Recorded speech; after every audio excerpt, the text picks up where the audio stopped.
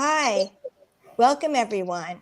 We're here with Bow Live and Florida Closing and Escrow.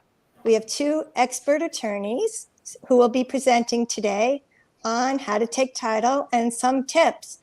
So Florida Closing and Escrow assists you with contracts and closings, and we include expert legal advice, and we have a bilingual staff, and will conduct closings in the office or any location needed. They work with clients in state, out of state, and out of country, and will help first-time home buyers as well. And today's topic is different ways to take title. And we're going to start with Anthony Bauza of Different Ways. Thank you. Hi, so today I wanted to quickly talk about the best ways to take title to property. The answer to that question is it depends, and it depends on what it is and on who the buyer is and what the buyer's plans are for the property. For example, if the property is for investment to be used as a rental, then the best way is to take title as an LLC. An LLC is a limited liability company, and it'll protect the owner from any personal liability. In that same aspect, if the buyer intends on buying multiple properties, then it's best to form a separate LLC for each individual property in order to have that limited liability for each. If the buyer is a foreigner, the best way to take title is as a multi-member LLC. A multi-member LLC is actually exempt from FERPTA withholding at closing. The multi-member LLC is basically seen as the IRS to be taxed as a partnership. So in that instance, the withholding and the tax is paid at the end of the year by the LLC. And both of the members of that LLC can be foreigners. So if it's multiple foreigners, it's best to do a multi-member LLC. If the buyer plans to use the property as the primary residence, then taking in their own personal name is always best. This is because you can claim the homestead exemption to get a reduction in your property taxes. Also, the state constitution provides homestead protections as well. For example, creditors cannot come after and force the sale of your property. One important thing to note is that only individuals can claim homestead. LLCs, corporations, they cannot. So it has to be the individual. Lastly, if a buyer is looking for privacy, then the best way to take title is a land trust. And this is because land trusts are not recorded in the public record. So the title will say the name of the land trust, but then you have the private document, which is the land trust itself, which says who the actual beneficiaries and owners of that property are. So these are the ways that we can recommend depending on what the buyer needs in order to figure out which would be the best way to take title to property for each individual's different situation, what the reason is that they're looking for in their plans for that property. Much, Anthony. And now we have John Iwana, who's going to add some tips how to protect your clients.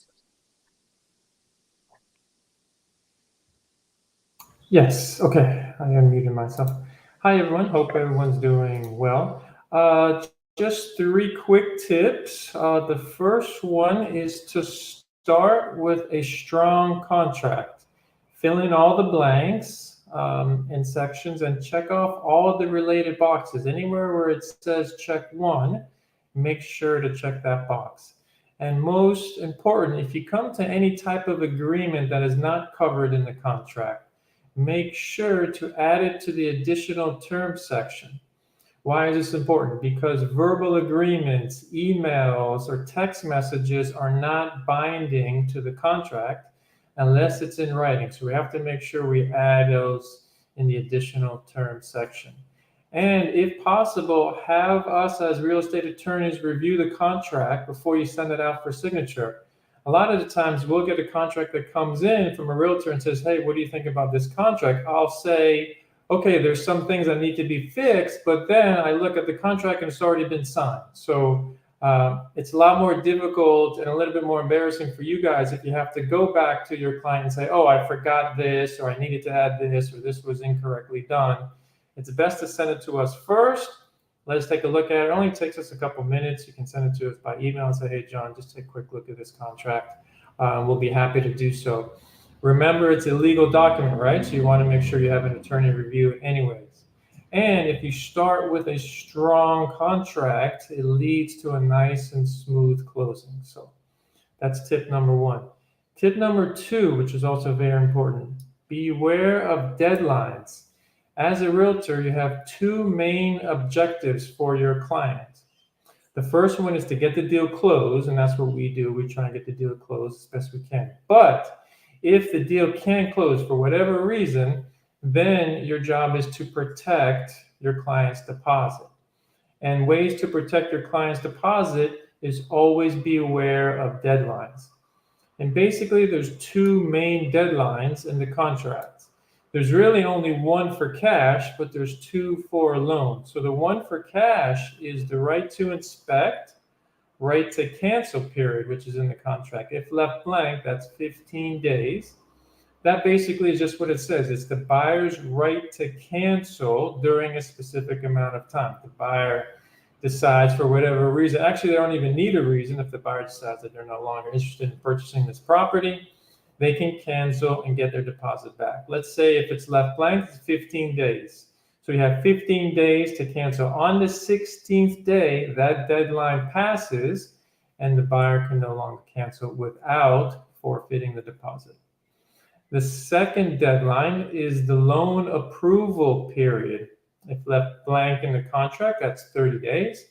I recommend putting 45 days there if you can, because lenders now are really backed up and it takes some time for them to get the loan approved.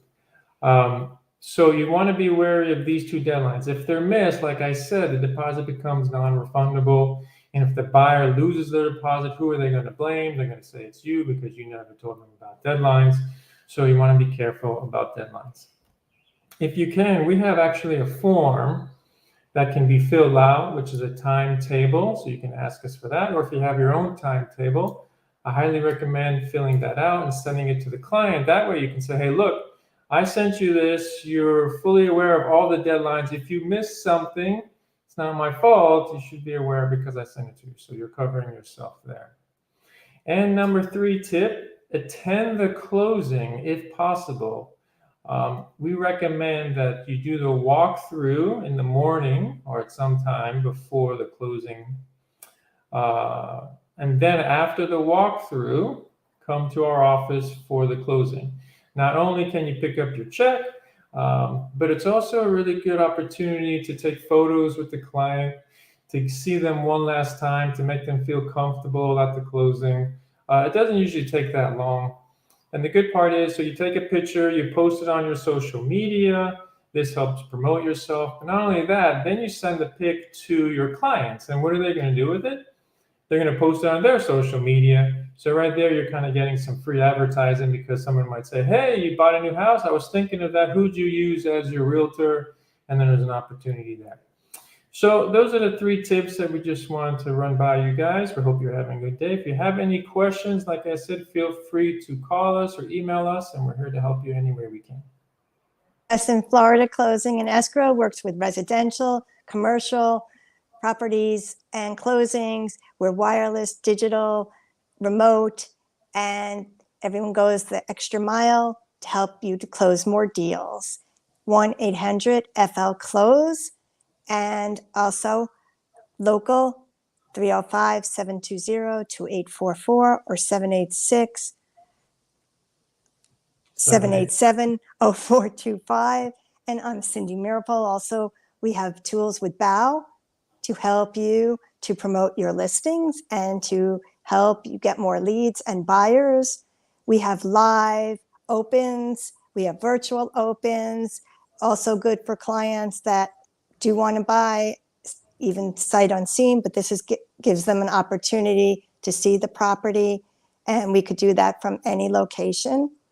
And we also have lead generation tools, A1 artificial intelligence, digital marketing, and more. And just some quick updates. I know the interest rates have gone up recently, but in spite of that, and they probably will be leveling off soon, it really hasn't affected the demand. Florida is number one, and the price growth of Florida has been 31.4%. CoreLogic has showed annual home growth of 20.9% in March, which is the largest growth in 45 years. Two of the big deals that have happened recently are Ari Pearl and Partners have purchased the Desert property on 176th Street, the site, for $31 million. And Hollow family sold the Brickell development site for a record $363 million. So business is still very booming in Florida. John, any comments? Yeah, like you said, demand is still high. Inventory is the issue, but there's still sellers out there, so there's still good opportunities.